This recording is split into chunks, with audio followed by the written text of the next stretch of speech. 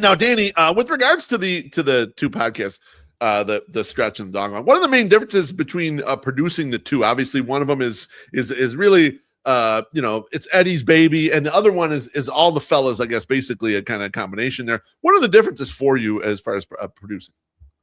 Yeah, I think for sure. The difference is mainly the way we're trying to entertain people. I would say the stretch is like really we're trying to give.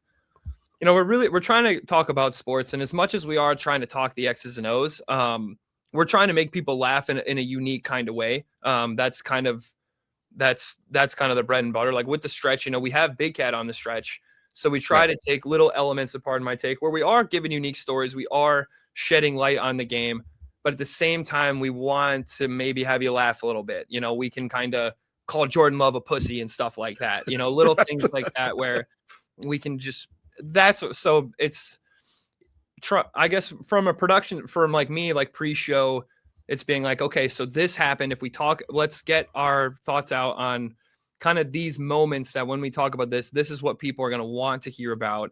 And then also sometimes as a producer, like keeping the show on track, especially like after the game with the recap, when we're doing a show right after the show we can get kind of drawn into what happened on this play or what, and you can start going down a rabbit hole, and it's like that might not be as interesting to the broader audience. Yeah, it's interesting to these guys right here because they're real nerds about this sport, but you might want to pull it back out of there. Right. So kind of just having good overall kind of things that's like it's a good listen. It'll make you laugh, but yet you want to feel something when you listen to a sports podcast, so it's like checking all those boxes. Now, Danny, for the stretch, are you in charge of the rundown? Are you the guy kind of saying, all right, we're going to hit all these points? Or is it more of a collaborative effort from the fellas? Like, obviously, a post-game Bears, everyone's just going to go with, well, we just watched that. We kind of know high points. And like you said, you might be pushing towards a couple certain things that are really going to hit.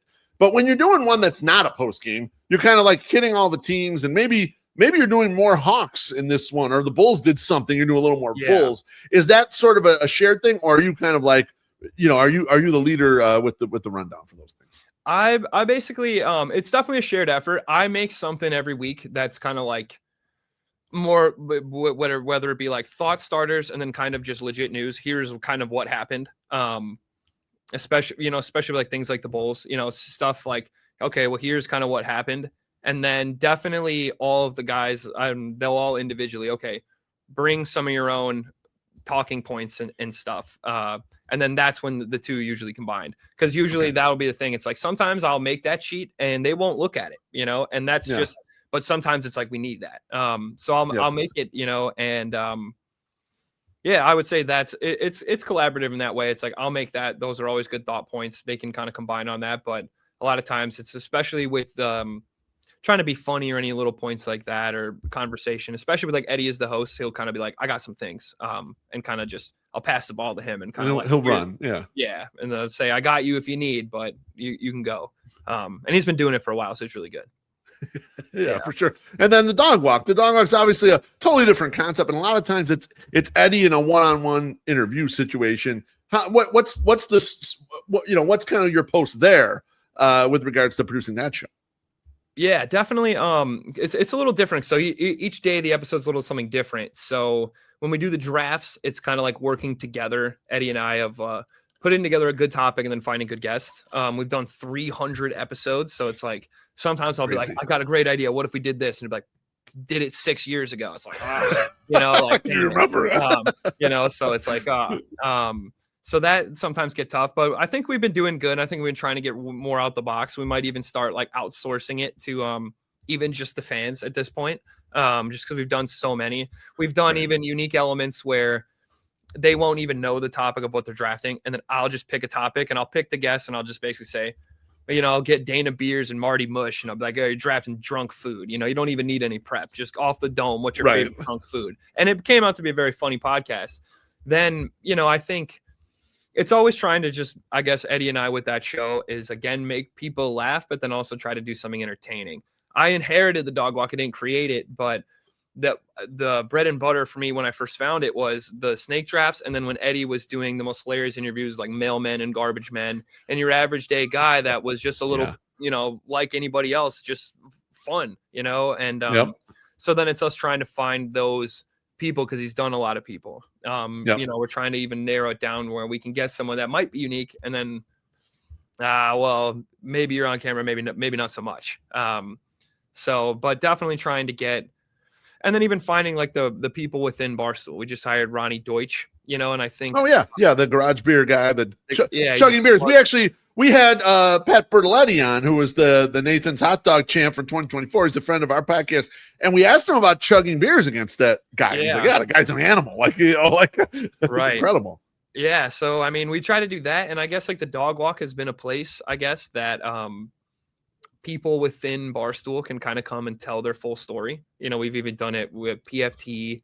Yeah. We just did it with Ronnie Deutsch. We did it, Nikki Smokes, all the new hires kind of go through there. A lot of the people that you've never met, and you go, how did you get here? I think we've even done like Mincy. Like, how did Mincy become Mincy? Yeah. It's like we've done a pod to kind of tell you. I remember he was school playing poker and he has a wild story. For years, there's a lot of unique. Doing morning radio, like yeah, no, a lot of people. Mook has a unique story. Ohio State has a unique story. A lot of people do. So we've tried to have even just people within the company there. But I think we're this year we're definitely looking to get a little bit back to that bread and butter, and it's finding more Big John the Mailmans and finding people that are just, Big John the Mailman, for people that might not know, he's just a mailman. He's just your average USPS mailman, and he's an amazing, just charismatic character with a lot of funny stuff to say, and he's just a Chicagoan, and it's just finding more of those guys. It's just that's and Eddie with those people.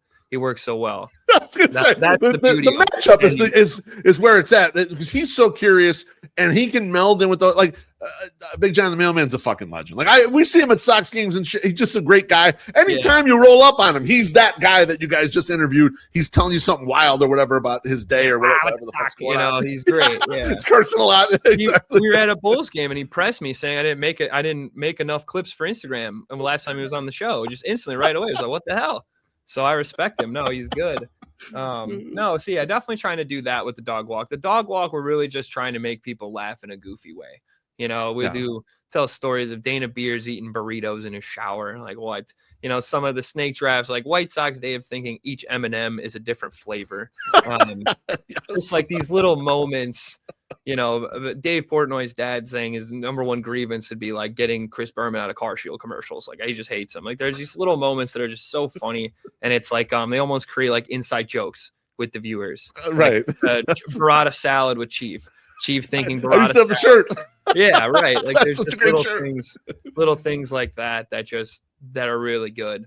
And it's just trying to make, I guess like make you, it's just, you're listening to it and it's just, you're making your laugh and it's just relatable to you. And it's just trying to be everyday guys. I guess it's kind of that common man stuff.